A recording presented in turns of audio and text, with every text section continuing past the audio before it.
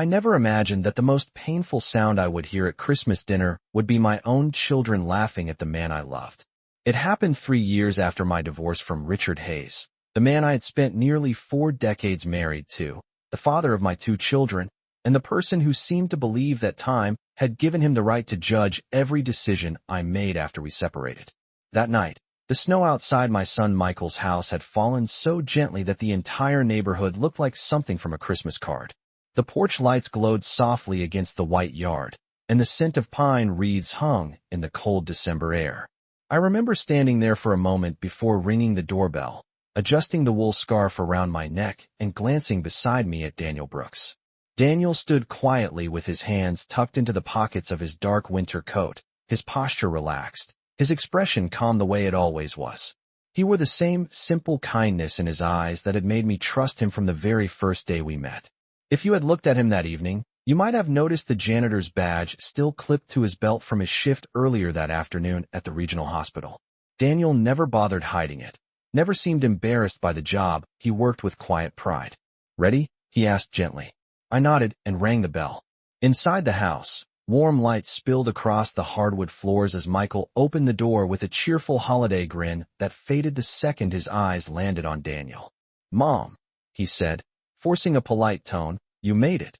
I stepped forward and hugged him, smelling the familiar mix of roasted turkey and cinnamon candles drifting from the kitchen. Laura was already inside setting plates at the dining table, and my granddaughter Sophie ran past with a string of blinking Christmas lights tangled around her wrist. For a moment, everything felt almost normal. Then Richard's voice came from the living room behind us, sharp and amused. Well, he said slowly, standing up from the armchair with a glass of red wine in his hand. Eleanor brought company. The room went quiet in the subtle way family rooms do when tension enters before anyone says a word. Richard's eyes slid over Daniel's coat, his worn work boots, the hospital badge, and finally his face. The corner of Richard's mouth curled into a smirk I knew far too well. "So this is the guy," he said loudly enough for everyone to hear. "The janitor." Michael let out a short laugh before he could stop himself. Laura glanced at him, then at Daniel, and gave a small awkward chuckle as if it were just another holiday joke. Richard lifted his glass and tilted his head. "Eleanor," he said, shaking his head with theatrical disbelief. "After all these years, this is who you bring to Christmas dinner?" His eyes returned to Daniel, and he gave a slow, dismissive shrug. "A janitor," he repeated. Then he said the words that froze the room colder than the snow outside. "He's trash." For a split second no one moved. Then Michael laughed again, louder this time. Laura covered her mouth, but she was smiling too. I felt something inside my chest tighten in a way that had nothing to do with anger and everything to do with heartbreak. Because the sound that hurt the most wasn't Richard's voice. It was the laughter that followed.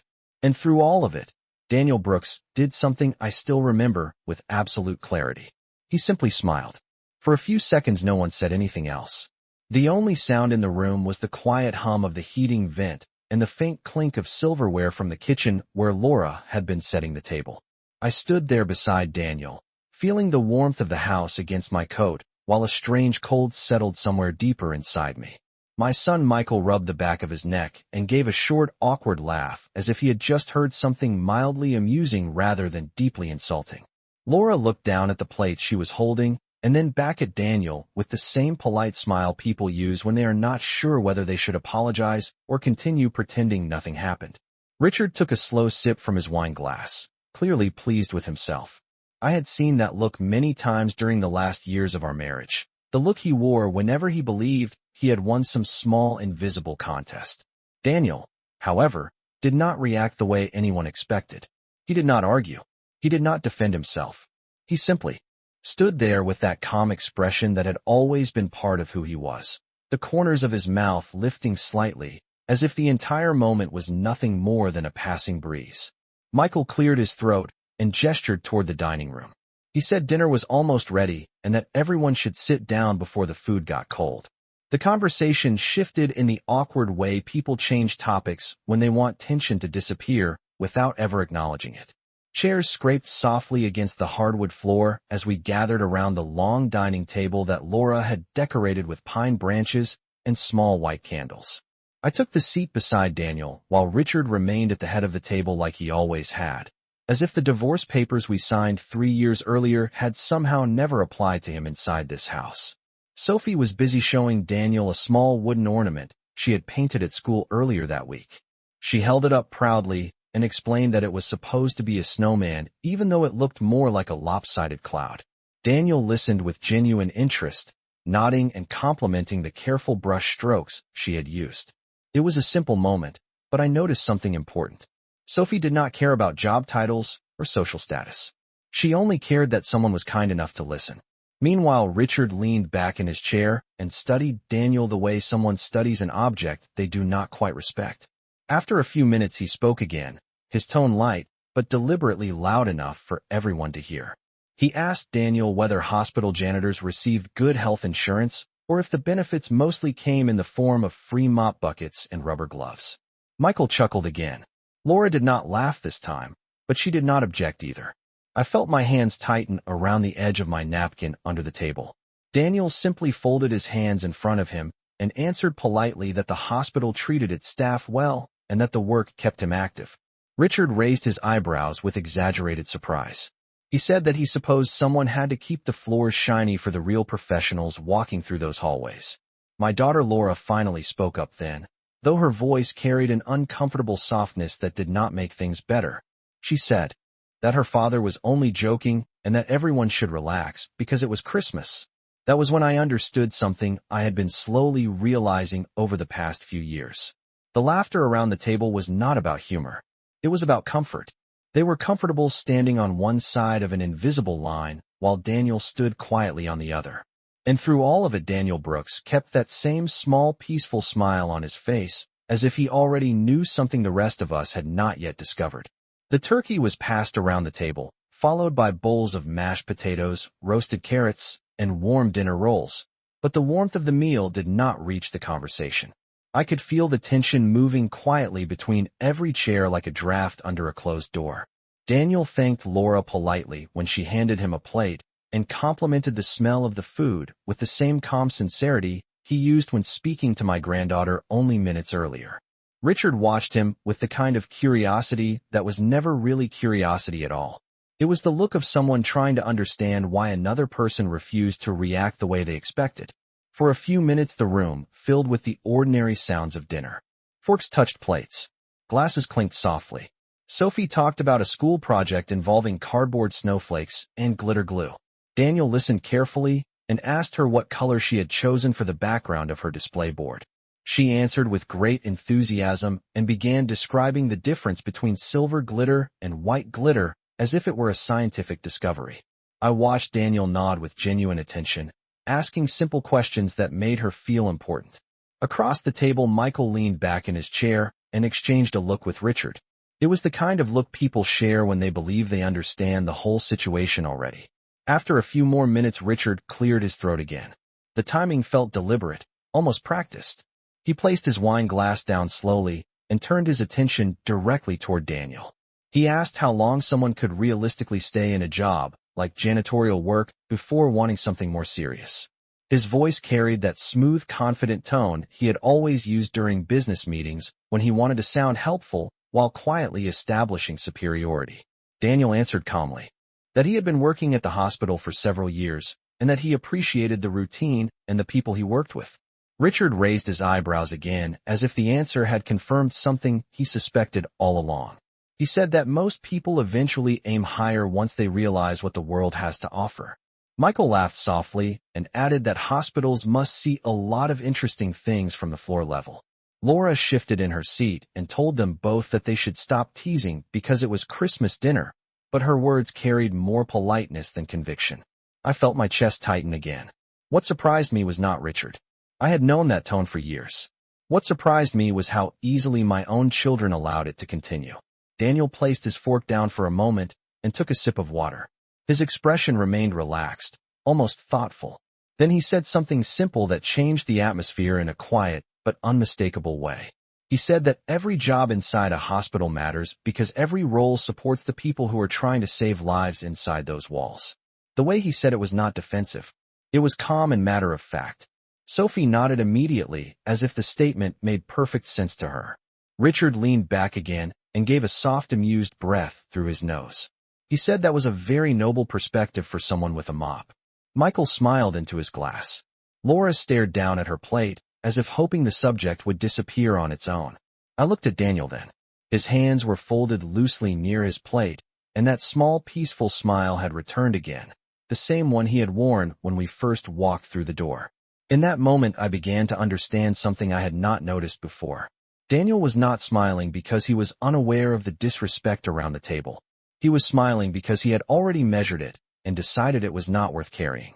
For a while, the table returned to the quiet rhythm of dinner, but the air had already changed. Conversations that should have felt warm and natural now sounded forced, like people reading lines they had not practiced enough. Laura asked Sophie about school again, and Michael talked briefly about traffic on the highway earlier that day, but every sentence felt like it floated on the surface of something none of them wanted to acknowledge. I sat beside Daniel, listening to the familiar tones of my children's voices and feeling a strange mixture of sadness and clarity settle inside me. The truth was that this moment did not begin tonight. It had been building for years, quietly, slowly, one small shift at a time. 3 years earlier, my life had looked very different. Back then, I had still been living in the large house Richard and I bought when Michael was in 2nd grade and Laura had just started kindergarten. After nearly 40 years of marriage, we had reached that quiet stage where two people share a roof, but no longer share the same future. When the divorce papers were finally signed, the house felt enormous in a way it never had before. Every room echoed with memories of a life that had already ended. I remember the first winter after the divorce. The silence inside that house was so complete that sometimes the ticking of the kitchen clock sounded louder than any conversation I had ever had. It was during that winter that I first met Daniel Brooks. The meeting was completely ordinary. I had slipped on a patch of icy pavement outside the entrance of the regional hospital one morning after a routine appointment. The fall was not serious, but I was embarrassed enough to sit there for a moment pretending to examine my shoe while people walked past pretending not to notice. Daniel was the only person who stopped. He set aside the long-handled mop he had been using in the lobby and stepped outside to ask if I was all right. His voice carried a quiet steadiness that made the whole situation feel less awkward. He helped me to my feet and asked if I needed to sit down for a few minutes inside where it was warm. That was the beginning. Nothing dramatic. No grand gesture. Just a simple moment of kindness from a man most people probably walked past every day without seeing. Over the months that followed, our paths crossed again and again inside that hospital. Sometimes we spoke for only a minute or two. Other times we shared longer conversations near the coffee machine in the lobby while visitors came and went around us. I learned that Daniel had grown up in a small town outside Columbus and that he had spent years taking care of his mother while she struggled with a long illness. He spoke about her with the same calm affection he showed everyone else. There was no bitterness in his voice, only quiet gratitude for the time they had shared. The more I spoke with him, the more I realized something rare about Daniel Brooks. He listened, truly listened. In a world where most people waited for their turn to talk, Daniel seemed genuinely interested in the person standing in front of him. When I eventually told Michael and Laura that I had started seeing someone new, they reacted with polite curiosity at first. They asked a few questions about his job and where he lived. I remember the exact moment their expressions changed. It happened the instant they heard the word janitor. It was subtle, but I saw it. A small pause. A slight tightening around the eyes. A shift in the tone of their voices that told me they had already decided what Daniel must be like without ever meeting him. Tonight, as I sat beside him at the table watching my former husband measure a man's worth by his job title, I realized something even more painful than Richard's arrogance. My children had learned that habit somewhere along the way, and somehow I had never noticed it until this very moment. The memory faded slowly as the sounds of dinner returned to the front of my mind. The soft scrape of forks against plates, the quiet rustle of napkins, the low murmur of conversation, trying to pretend everything was normal. Yet something inside me had already shifted. It was not anger. It was clarity. I looked at Daniel sitting beside me, his posture relaxed, his attention focused on Sophie as she explained in great detail why the glitter on her snowman ornament was supposed to represent falling snow during a winter storm. He listened with that same patient warmth he showed everyone, nodding gently and asking thoughtful questions that made her smile even wider. Across the table, Richard watched this interaction with mild amusement, as if the entire moment confirmed his earlier judgment. Michael finished his glass of wine and leaned back in his chair, glancing between Daniel and his father with the casual confidence of someone who believed the evening was unfolding exactly as expected. Laura quietly gathered a few empty plates and carried them toward the kitchen before returning to her seat, though her eyes avoided mine when she sat down again. For a moment the table settled into a fragile silence that felt almost peaceful. Then Richard cleared his throat again, the sound sharp enough to draw everyone's attention without raising his voice. He said that he had always believed Christmas dinners were meant for honest conversations, and that honesty was something families should never avoid. His tone carried that familiar mixture of charm and condescension that had once impressed business partners and intimidated waiters in restaurants. He turned toward Daniel and asked whether working nights at the hospital meant spending the holidays polishing floors while everyone else celebrated with their families. Michael laughed softly before Daniel even answered. I watched Daniel carefully then. He set his fork down beside his plate and folded his hands together as if considering the question seriously. His voice when he spoke was calm and steady. He said that hospitals never close, especially during the holidays, and that someone always needs to keep the halls clean for the patients who cannot go home for Christmas. He added that the work reminded him how fragile life can be and how important small kindnesses are when people are facing difficult days. Sophie nodded again as if this explanation made perfect sense. Richard gave a slow smile that did not reach his eyes. He said it must be comforting to have such a simple perspective on life. The word simple lingered in the air like a quiet challenge. Michael reached for another roll and said that at least Daniel had job security because people would always need someone to mop floors. Laura shifted in her seat again and said they should probably move on to dessert soon. I felt the same tightness in my chest return, but this time it carried a strange calm with it. I had spent years trying to smooth over moments like this, trying to protect everyone from uncomfortable truths. But sitting there beside Daniel, I realized something I had not fully understood before. Daniel did not need my protection. He was not shrinking from their opinions. He was studying them, quietly, patiently, the same way he studied everything else in life. After a moment, he lifted his glass of water and took a small sip, then looked around the table with that same gentle expression. His eyes moved from Richard to Michael, then to Laura, and finally to me. The smile returned to his face again, calm and unbothered. In that instant, I understood that Daniel Brooks had already decided something about this room and about the people sitting in it.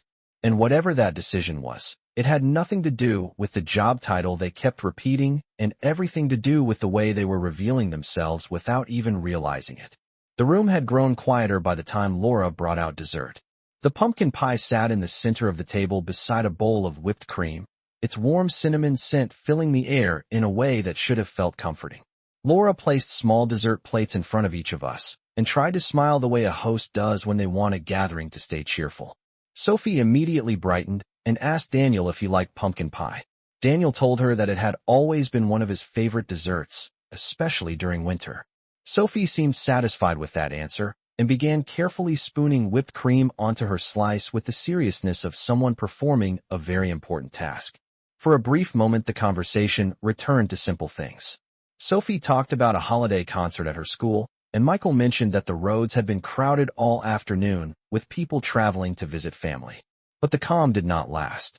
Richard leaned back in his chair again, folding his hands over his stomach as if he were settling in for the most interesting part of the evening. He studied Daniel with that same patient curiosity he had shown earlier, the kind that always carried an edge of quiet judgment. Then he said that he had spent 40 years building a successful career and that one of the most important lessons he had learned was how to recognize ambition in a person. He said ambition was the difference between someone who simply survives and someone who truly succeeds. His eyes moved slowly toward Daniel.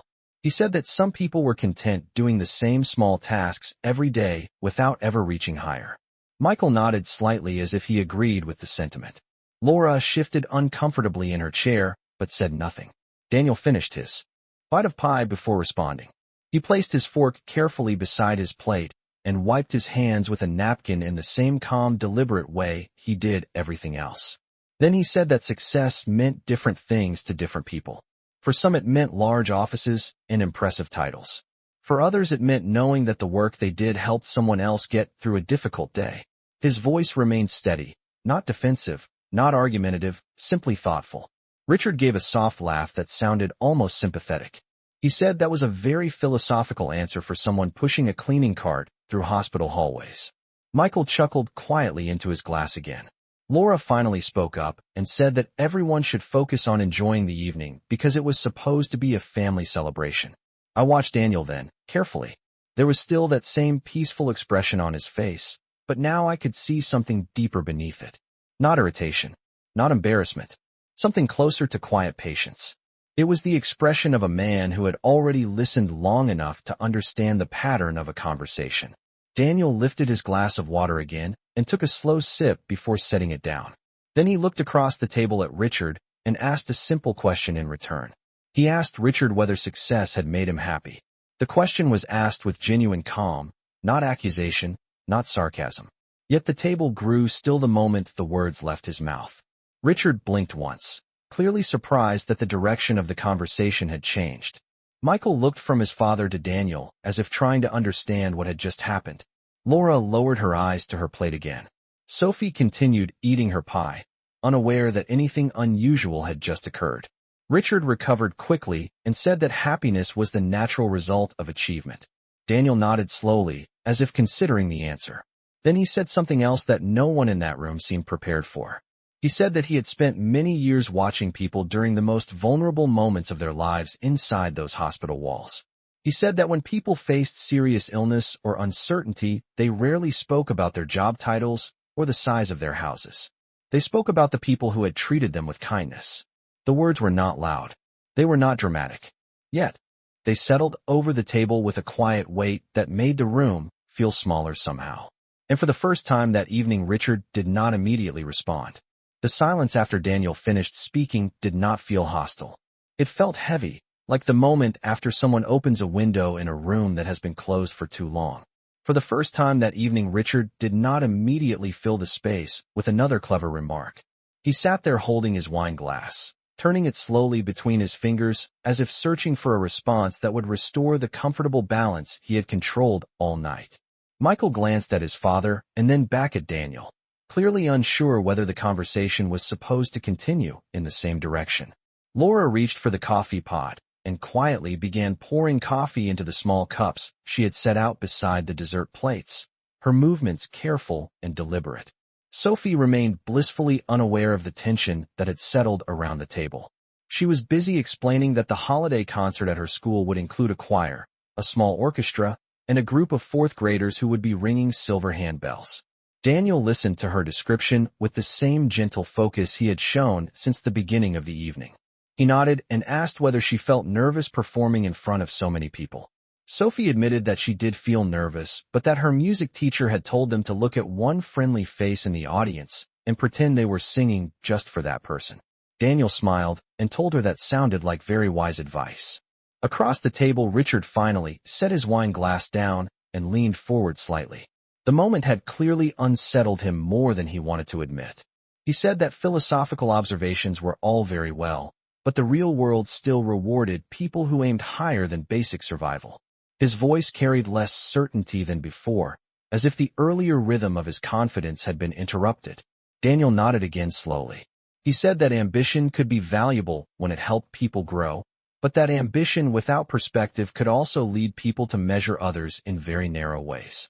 He said that during his years working in the hospital, he had watched surgeons thank janitors for keeping operating rooms safe and nurses thank maintenance workers for fixing equipment that allowed patients to breathe easier. Daniel said that moments like those had taught him that respect was not tied to titles, but to the quiet responsibility people carried every day. Michael shifted in his seat again, this time without laughing. Laura placed the coffee pot back on the table and finally looked directly at Daniel with a thoughtful expression that had not been there earlier. Richard cleared his throat once more, but the sound felt different now, less confident and more reflective. He said that perhaps hospitals were unusual environments where cooperation mattered more than competition. Daniel gave a small nod and said that every place could be that kind of environment if people chose to see one another clearly. The words were simple, yet they seemed to linger in the air longer than any of the earlier remarks. I watched my children carefully then. Michael had stopped leaning back in his chair. He was sitting upright now, his attention fully focused on the conversation. Laura looked down briefly at her hands resting near her coffee cup before lifting her eyes again toward Daniel. The tone of the evening had changed in a way none of us could ignore. And through it all, Daniel Brooks remained exactly the same man who had walked into this house earlier that night. Calm, patient, observant. The difference was that the room around him was finally beginning to see what I had noticed months ago in a quiet hospital lobby. The man they had dismissed so quickly possessed a kind of steadiness that could not be shaken by careless opinions. And slowly, almost imperceptibly, the confidence that had filled Richard's voice earlier that evening was beginning to fade into something else entirely. No one rushed to speak after Daniel finished his last sentence.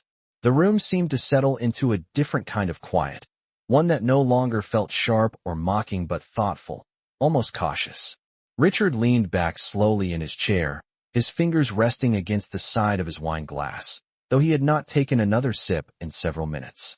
The confident rhythm he had carried earlier in the evening was gone now. In its place was something closer to hesitation. Michael glanced down at his plate as if studying the last piece of crust from his dessert, and Laura wrapped both hands around her coffee cup, warming her fingers against the porcelain while she avoided looking directly at anyone. Sophie, however, continued to exist in her own cheerful world. She asked Daniel if he thought the silver bells in her concert would sound loud inside the school auditorium. Daniel smiled and said that bells often sounded even brighter inside large rooms because the sound had space to travel. Sophie nodded thoughtfully and said she hoped her grandmother would sit close enough to hear her part clearly. I told her that I would be in the very front row. Daniel added that he would be there as well if Sophie did not mind one more person clapping for her performance. Sophie grinned at the idea and returned to finishing the last bites of whipped cream from her plate. That simple exchange seemed to soften the atmosphere around the table. For the first time that evening, Laura gave a small, genuine smile, the kind that had nothing to do with politeness. She looked toward Daniel and said that the hospital must see many different kinds of people every day. Daniel nodded and said that the hospital corridors were like a crossroads where every kind of life eventually passed through. He explained that one moment he might be helping an elderly man find the correct elevator, and the next he might be clearing a hallway so that a nurse could move a patient quickly to another department. He said that the work reminded him that every person carries a story that is larger than the role they appear to play in a single moment. Michael listened quietly this time, his earlier amusement replaced with a more thoughtful expression. Richard remained silent for several seconds before finally speaking again. His voice sounded lower now, less certain than it had earlier in the evening. He said that he supposed there was dignity in any job if a person performed it with pride. Daniel gave a small nod of agreement. He said that pride could exist in many forms, but that the most important kind often appeared in the quiet way people treated one another when no one else was watching. The words were not directed at anyone in particular, yet the meaning behind them was impossible to ignore. Laura exhaled softly and rested her elbows on the table, finally meeting my eyes across the candles. There was something in her expression that looked very much like reflection. Michael shifted in his chair again and glanced toward Daniel, as if he were reconsidering the assumptions he had carried into the evening. The transformation in the room was subtle, but it was real. Earlier the conversation had moved in one direction, guided by Richard's quiet certainty that he understood the worth of the man sitting beside me. Now that certainty had begun to dissolve. The tone of the evening no longer belonged to Richard's judgment. It belonged to Daniel's patience. And as I watched the quiet change unfolding around the table, I realized something unexpected. Daniel had never tried to defend himself. He had simply allowed the truth of who he was to reveal itself slowly, the way steady light fills a room when the curtains are opened just enough. And by the time everyone finally noticed the difference, the entire atmosphere of the evening had already shifted beyond anything Richard had planned. The evening moved slowly toward its end after that. The candles on the table had burned lower, their soft light reflecting off the glassware and casting quiet shadows across the room. The earlier tension had not disappeared entirely, but it had changed shape. It no longer felt like something sharp and uncomfortable pressing against everyone at the table. Instead, it felt like a quiet awareness that had settled in the space between each person. Laura eventually stood and began gathering the empty plates, moving carefully around the table as if she did not want to interrupt the thoughtful silence that had taken hold. Michael helped her without being asked, stacking the dishes and carrying them into the kitchen with a seriousness that had not been present earlier in the evening. Richard remained seated for a moment longer than the rest of us, his posture slightly different now, less certain, as though he were reconsidering the assumptions he had carried into the room hours before. Sophie slid down from her chair and ran to the living room to look for the small box of ornaments she had been decorating earlier that afternoon. Her laughter drifted back toward the dining room, light and carefree in a way that only children can manage during the holidays. Daniel stood slowly and thanked Laura for the meal with genuine warmth. He said the dinner had been wonderful and that the pie reminded him of the holidays when he was a boy growing up in Ohio. Laura smiled quietly at that and said she was glad he enjoyed it. There was something sincere in her voice now that had not been there before. Michael returned from the kitchen and stood near the doorway for a moment before speaking. He cleared his throat and said that he might have misjudged the evening earlier. His words were careful, as if he were still searching for the right way to say them. Daniel simply nodded and told him that families often needed time to understand one another. There was no accusation in his voice, only calm acceptance. Richard finally rose from his chair then. For a moment, he looked at Daniel without speaking. The silence between them lasted only a few seconds, but it carried the weight of the entire evening. Richard gave a small nod that seemed almost reluctant. He said that perhaps he had been too quick to form an opinion. It was not an apology in the traditional sense, but it was the closest he had come to one all night. Daniel accepted it with the same quiet grace he had shown since the beginning. He said that first impressions often say more about the moment than the person being judged. Richard let out a short breath that sounded almost like a laugh, though it carried none of the earlier sarcasm. Soon the house began to settle into the comfortable rhythm that follows a long family dinner. Coffee cups were rinsed, chairs were pushed back into place, and the soft glow of the Christmas tree in the living room replaced the flicker of candlelight at the table. When it was time for Daniel and me to leave, Sophie ran back from the living room and handed him the small wooden snowman ornament she had painted earlier. She told him that he should keep it so he would remember to come to her concert. Daniel accepted the ornament with careful gratitude and promised that he would sit in the front row and clap louder than anyone else in the auditorium. As we stepped out onto the porch, the cold winter air greeted us again, crisp and quiet beneath the pale glow of the porch light. Snow still rested along the edges of the yard, untouched and bright under the evening sky. Daniel placed the ornament carefully in his coat pocket and looked back once toward the warm light inside the house. I slipped my hand into his and felt the same steady calm that had carried him through the entire evening. And as we walked down the short path toward the car, I realized that the true measure of a person had already revealed itself long before the night was over, not in the words that had been spoken across the table, but in the quiet dignity with which they had been answered.